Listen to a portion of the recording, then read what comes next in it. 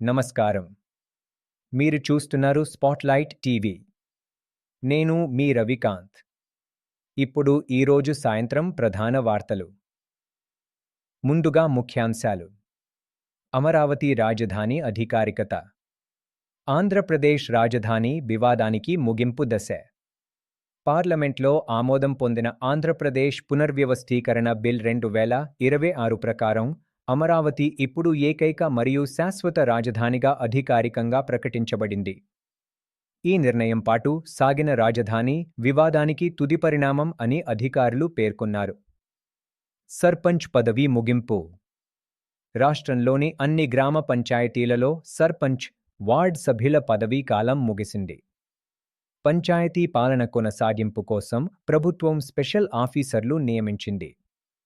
ఈ నిర్ణయం గ్రామీణ పాలనలో తాత్కాలిక మార్పును సూచిస్తుంది. ఆర్థిక అంశాలు.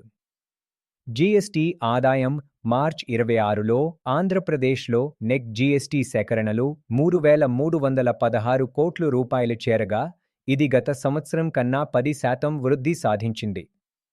ఈ వృద్ధి రాష్ట్ర ఆర్థిక స్థిరత్వానికి సానుకూల సంకేతం. చికెన్ ధరలు గణనీయంగా తగ్గాయి. వినియోగదారులకు ఉపశమనం. అయితే పౌల్ట్రీ రైతుల ఆర్థిక ఒత్తిడి కొనసాగుతుంది.